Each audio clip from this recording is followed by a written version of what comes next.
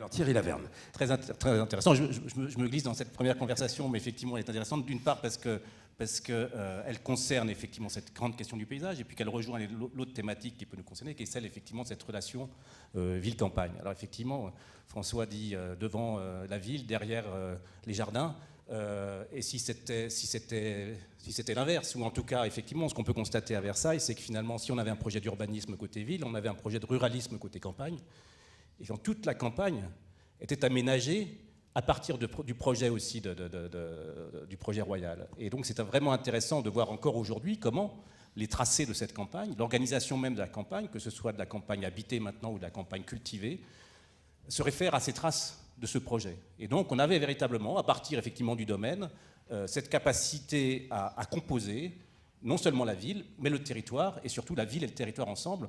C'est un des enjeux d'ailleurs du projet qu'on mène maintenant sur la plaine de Versailles, qui est effectivement comment retrouver une espèce de coïncidence étroite entre le projet de paysage de la plaine, alors sans reconstitution historique, mais un projet de paysage pour l'avenir de la plaine et un projet d'usage pour les urbains, à partir, sans doute, de cette référence à cette histoire aussi féconde qu'a été celle du château. Alors on parlera tout à l'heure de la plaine féconde que vous aménagez, de l'expérimentation que vous y pilotez, non loin de Versailles. Je vous entendais évoquer, ça m'a fait sourire, les jardins ouvriers de Versailles.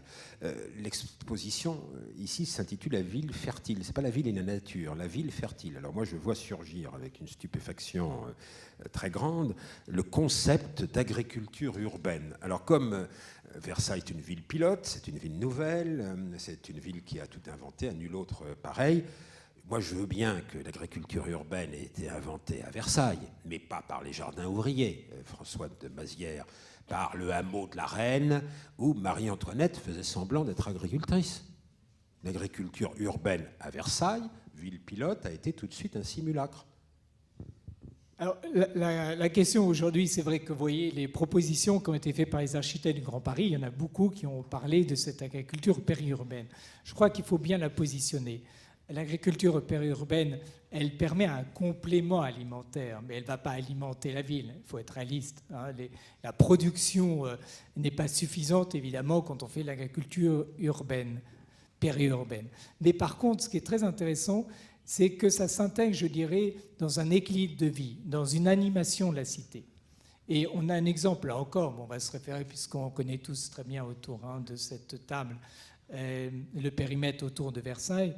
Aujourd'hui, il y a une intercommunalité d'ailleurs qui s'appelle Versailles Grand Parc. C'est une référence à l'histoire puisqu'il y avait autour de Versailles une clôture très importante qui permettait de définir le Grand Parc. Et donc l'intercommunalité s'appelle Versailles Grand Parc.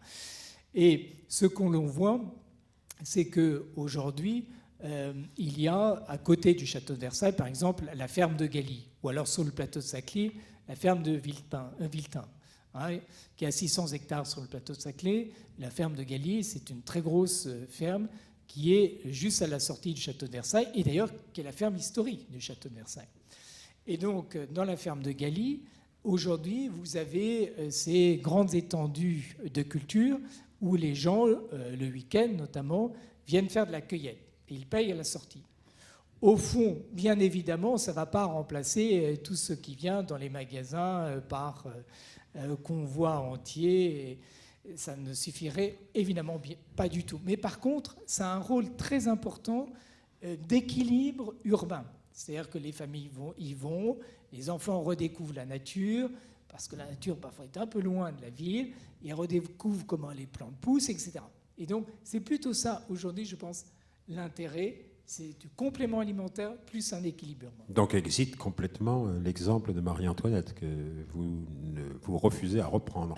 Pourtant, moi je trouve que c'est très intéressant comme agriculture urbaine, parce que c'était de l'agriculture urbaine protégée, vous comprenez, sauf au moment des journées d'octobre, quand la foule est venue secouer les grilles du château, on ne pouvait pas entrer dans le hameau de la Reine. D'ailleurs, aujourd'hui, quand on fait de l'agriculture en ville, on a intérêt à protéger ses productions. Il y a une ferme encore en Seine-Saint-Denis, à Vaujours. On prétend même y faire de la vigne, mais on a mis des barbelés devant la vigne avec des cadenas pour la protéger.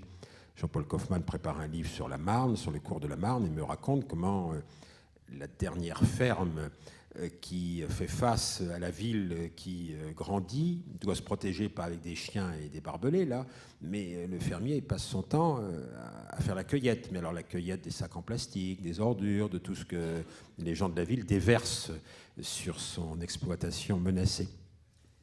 Ça existe, mais alors là, je pense qu'il ne faut pas avoir une vision trop pessimiste, il faut avoir une vision très volontariste, parce que je crois que c'est nécessaire. Vous voyez, par exemple, le plateau de Saclay est très intéressant. Qu'est-ce qui se passe sur le plateau de Saclay? Vous avez 3000 hectares. Bon, et il y a une mobilisation très forte pour dire, sur ces 3000 hectares, il fallait préserver l'essentiel des terres agricoles, qui restent même très importants, puisque aujourd'hui, elles font au minimum 2300 hectares, puisque ça a été obtenu par les élus locaux que dans la loi sur le Grand Paris, il y a 2300 hectares sur les 3000 du plateau qui vont être réservés pour l'agriculture.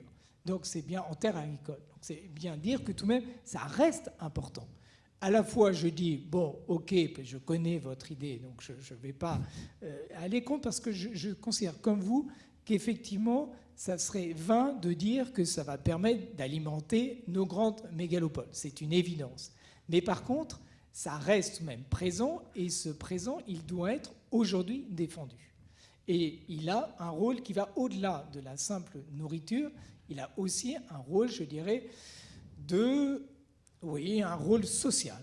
Un rôle social et un rôle quasiment d'équilibre, de modérateur presque. Alors je vous propose qu'on étudie quelques projets de la région parisienne. Saclay, Marcoussis, on pourra évoquer la plaine de Montjean. Ensuite, avec Sophie Chapelle, on prendra le large, on ira outre-Atlantique. Juste quand même un mot sur Saclay. Là, moi, je vois dans l'exposition que c'est un paysage artificiel évolutif basé sur une ingénierie écologique. Vous avez tout le vocabulaire obligé que les paysagistes ont intégré pour pouvoir être entendus des élites politiques et enfin entrer dans le jeu, au même titre que les urbanistes et les architectes, enfin, qui se promènent à Saclay et ont envie de se promener à Saclay, parce qu'il faut vraiment en avoir sacrément envie, se retrouvent devant une constatation d'évidence au bout de quelques minutes. Il aurait fallu resserrer un peu tout ça. Il faudrait que ce soit beaucoup plus dense, que les avenues soient moins larges, que les espaces soient davantage construits, et puis qu'il y ait enfin des transports, quoi. Ah oui, le numéro 1, c'est les transports. Le paysage est complémentaire. Enfin, Non, je veux dire que si on veut valoriser de façon intelligente le paysage, il faut que le transport soit conçu en harmonie avec ce paysage et permette d'éviter le mitage. C'est ça, en gros. Si vous avez un transport bien conçu, il va vous permettre d'éviter le mitage. Donc vous êtes d'accord avec moi, il faudrait que ce soit plus dense. Saclay, parce que le problème à Saclay, c'est de créer de la sociabilité. Alors, c'est pas facile de créer de la sociabilité. On peut le faire que par les cantines. Et alors, chacune des cantines de Saclay est régie par des règles différentes selon qu'elle appartient à une entreprise privée, à une université, à un établissement mixte. Déjà, on ne peut pas aller d'une cantine à l'autre. Et puis, de toute façon, on n'en a pas envie parce que tout est tellement loin de tout. Oui, alors c'est toujours la même chose, c'est qu'on peut espérer faire mieux. Hein. Et je pense que là, il y a une nature... Non, je mettais en cause un certain nombre de données du volontarisme. On ne pourra pas faire mieux à partir du moment où le volontarisme est de faire disséminer, éclater, et de donner peut-être trop de rôle à l'espace. Justement, l'approche de Michel Deville, ce qui est tout de même intéressant, c'est de noter que celui qui va être responsable de l'architecture générale de ce plateau, c'est un paysagiste. C'est tout de même d'ailleurs très significatif. Le jury a choisi non pas un urbaniste. Il y a 10 ans, on aurait pris un architecte urbaniste, ça c'est sûr. Aujourd'hui, on a pris un paysagiste. L'urbaniste aurait peut-être eu plus d'intérêt pour le métro, les transports. Non, je pense qu'au contraire, si vous voulez, la première question à se poser, c'est les équilibres généraux. Et on revient d'ailleurs à la conception du 19e siècle, début du 20e siècle. Et c'est la vraie conception de l'urbanisme. C'est-à-dire qu'avant de construire, il faut avoir pensé la trame. Et la trame, ça, c'est une vision de paysagiste.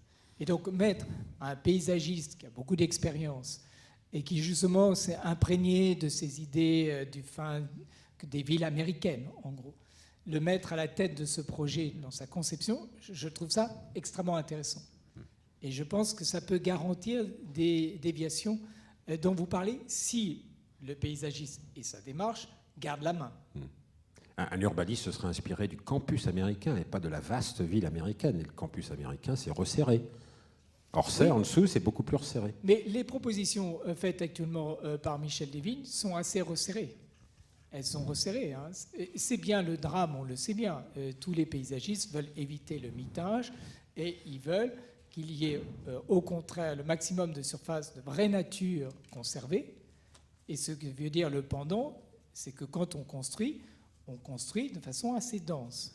Et donc c'est bien la logique que développe Michel Levine. C'est un paysage inventé, parce que c'est rien, Saclay. Bon, je sais qu'il y a eu des villes gallo-romaines. Mais enfin... Oui, mais Versailles est une ville inventée. Vous l'avez dit tout à l'heure. Versailles est une ville inventée. Or, aujourd'hui, elle sert de modèle.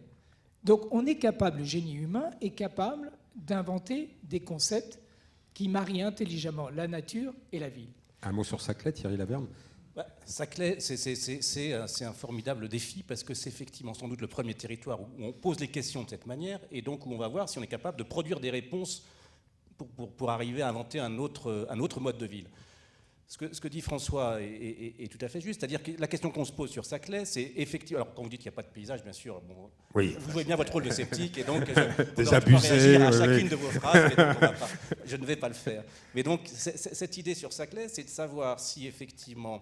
Et bien sûr, il faut de la densité, bien sûr, il faut de l'urbanité, parce qu'aujourd'hui, sur le plateau, il ne se passe rien en matière d'urbanité. La question est de savoir si, sur Saclay et sur d'autres endroits, on peut trouver une alternative à la ville continue, et est-ce que finalement la contiguïté peut remplacer la continuité?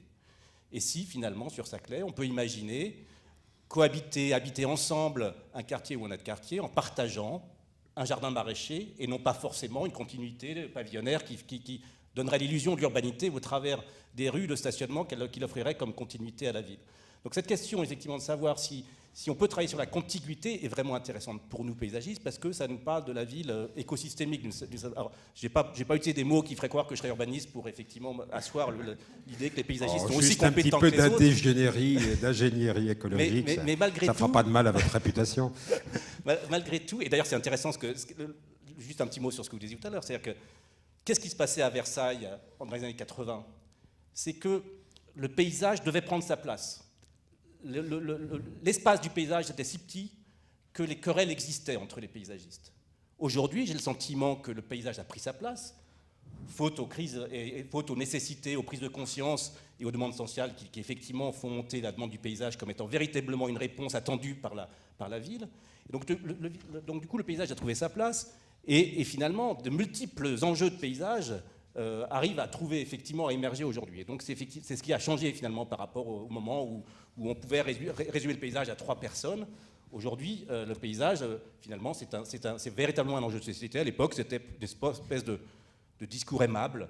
On pensait effectivement que les paysagistes pouvaient arranger les choses, mais que finalement la question du paysage n'était pas un enjeu véritable. Moi, je pense qu'on a le paysage qu'on mérite. Finalement, le paysage, c'est le témoignage, c'est le reflet du projet de société. Et finalement, si notre projet de société est bon, il y a quand même de bonnes chances que le paysage, à l'arrivée, soit bon aussi. Si le campus universitaire de Saclay, le cluster est intelligent, si les gens fonctionnent bien et vivent harmonieusement ensemble, j'ai pas d'inquiétude pour la question du paysage.